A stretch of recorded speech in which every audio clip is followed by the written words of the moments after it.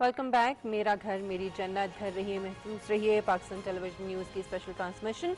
और नाज़रीन, हमने जब आगाज़ किया था ट्रांसमिशन का तो हम उसमें ये गुफ्तगू कर रहे थे कि शुरू में जो लॉकडाउन के हवाले से और जो हुकूमत की तरफ से थोड़ा सा जो फ़िक्रमंदी का इजहार किया गया और लोगों ने भी इसको जो है वो सीरियस लिया कि ये पैंडमिक जो है ये तेज़ी से दुनिया में फैल रहा था। चाइना में हमने सिचुएशन देखी, यूरोप के अंदर सिचुएशन देखी, अमेरिका में देखा, तो लोग थोड़ा सा घबराए थे मनाजिर। और लोगों ने जो लॉकडाउन की जो जिस तरह से मेजर्स जो हैं वो लेने चाहिए थे उसी तरह से लिए थे। घरों तक महदूद रहे, सोशल डिस्टेंसिंग के ऊपर अमल किया।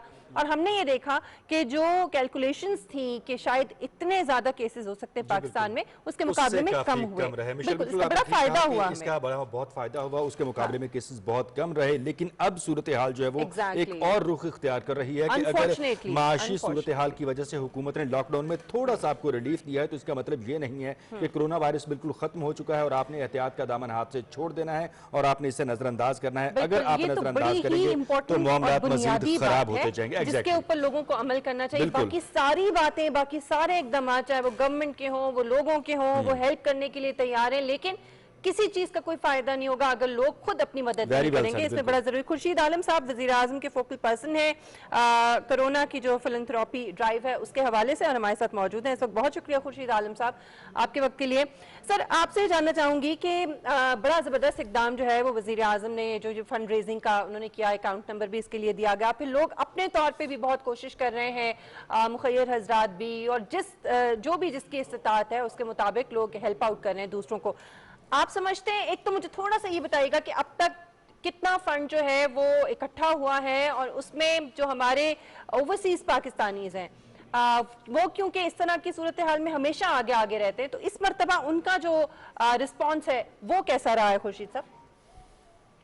बिस्मिल्लाहिर्रहमानिर्रहीम, बहुत शुक्रिया जी। मैं ये बताना चाहूँगा कि इस वक्त जो हमारी ये फिलैंथ्रोपी ड्राइव चल रही है वज़ीर आज़म की रिलीफ फंड के लिए, इसमें तकरीबन 254 करोड़ रुपया इकट्ठा हो चुका है और कुछ हमारे पास और कमिटमेंट्स हैं जो कि इंशाल्लाह अगले 2 से 3 रोज के अंदर वो जमा हो जाएंगी।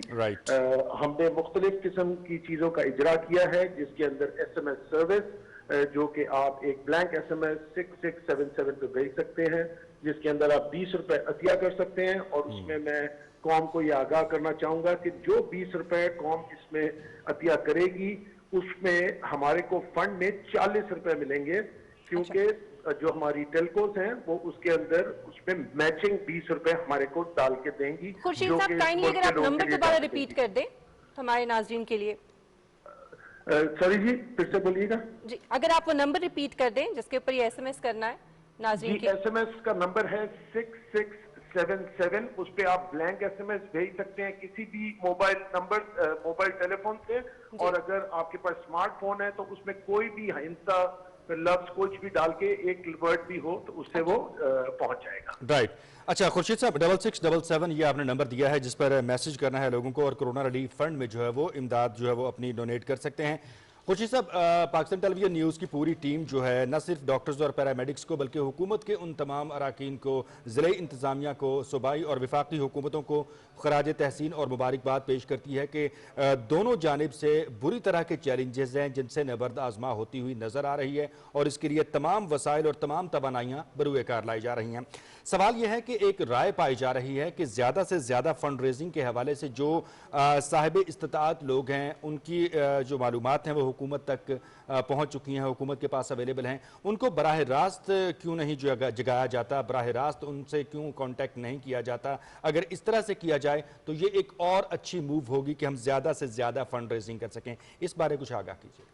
ये आपने बहुत अच्छी बात की, मैं कौम को इसकी आगाही देना चाहता हूँ। हमने पाकिस्तान की सारी मल्टीनेशनल, सारी बिजनेस कम्युनिटी, सारी टेलकोज जो डायरेक्टली इसके अंदर फंड जमा करा सकता है उन सबसे हम राब्ते के अंदर हैं।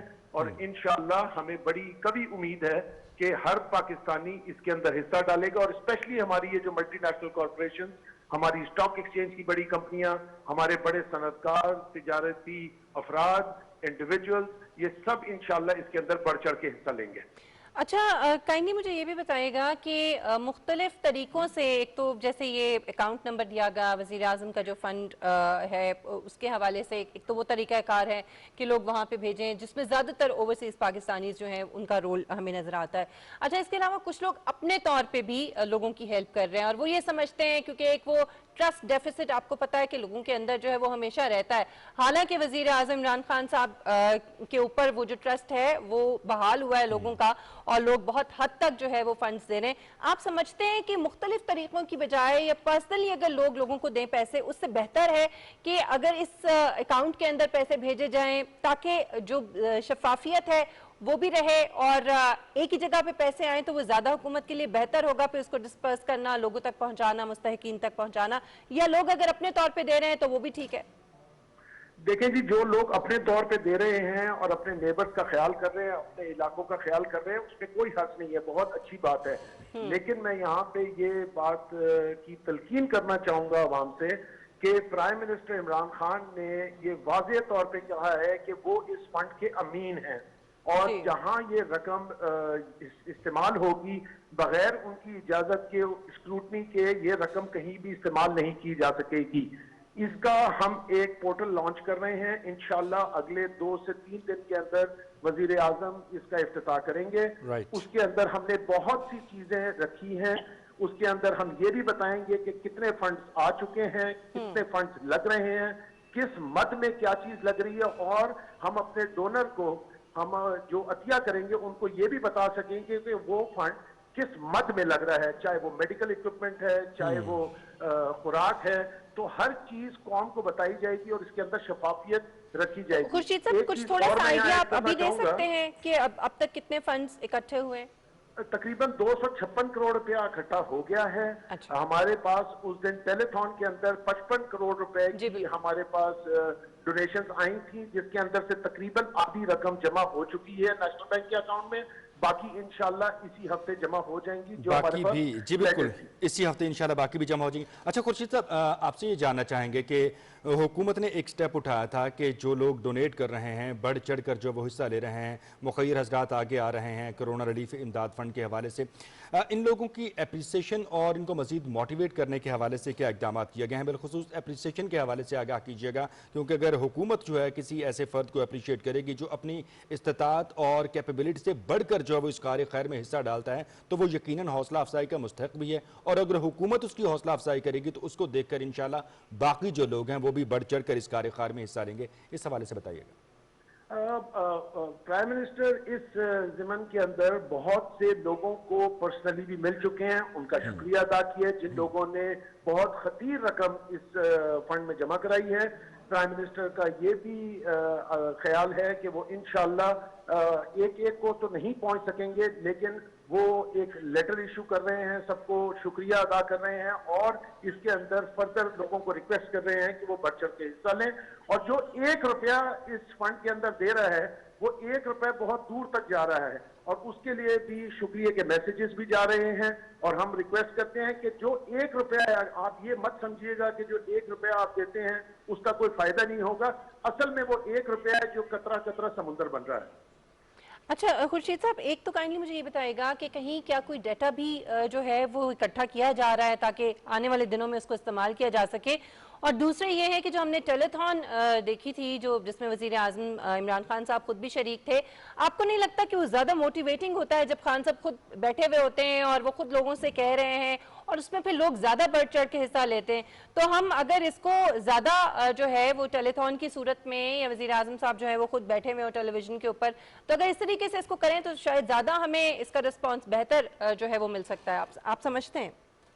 जी बिल्कुल, आपसे मैं बिल्कुल मुत्तफिक हूँ, और वजीर आजम ने हमें ये हिदायत की है कि जहाँ पे भी उनकी जरूरत पड़े, उनकी पार्टिसिपेशन की जरूरत पड़े, वो हर वक्त इस कार्य खैर के लिए हाजिर हैं।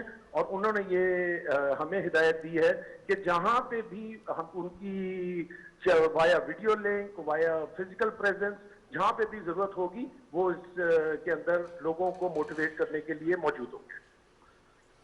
जी, खुर्शीद आलम साहब, बहुत शुक्रिया आपका। Focal person dry corona relief fund, वजीर आजम के आप हमारे तरफ मौजूद है। 6677 ये नंबर है जहां पर आपको एक मैसेज करना है और कोरोना रिलीफ फंड के हवाले से आपने अपनी इमदाद जो है वो अतिया कर देनी है। में 20 रुपए एग्जैक्टली 20 रुपए भी हैं और 10 रुपीज़ जो है वो भी हैं, और अगर 1 रुपया भी है तो जैसे अभी हम खुर्शीद आलम साहब बता रहे थे कि उससे आप कम मत समझें, उससे भी बिल्कुल काया पलट सकती है। जिसकी इस्तात है वो उस हिसाब से लोगों की मदद करें, और ये हमारी ही मदद है। अगर हम किसी की भी मदद कर रहे हैं तो हमारी इकोनॉमी का इस वक्त जो हाल है, जाहिर है कि ये एक ऐसा क्राइसिस था जो बड़ा ही अनएक्सपेक्टेड था और पूरी दुनिया को ये फेस करना पड़ा। बड़ी बड़ी जो इकोनॉमीज हैं, अमेरिका जैसी इकोनॉमी, यूरोपियन कंट्रीज जैसी इकोनॉमी जो है वो इस वक्त कोलैप्स कर गई हैं। तो पाकिस्तान तो पहले ही इकोनॉमिकली बहुत कमजोर था, तो उसमें फिर ये सूरत हाल। लेकिन इस पर जो इकदाम हुकूमत ने उठाए हैं फौरी तौर पर, और खासतौर पर जिस तरह से फंड रेजिंग की जा रही है, फिर हमने ये भी देखा है कि पाकिस्तान उन चंद ममालिक में से है जो सबसे ज्यादा चैरिटी जो है वो करते हैं। बिल्कुल, ये पाकिस्तानियों के पास एक एहसास है, एग्जैक्टली, जो है वो हमें नजर आ जो है हमें उसका सबूत नजर आ रहा है।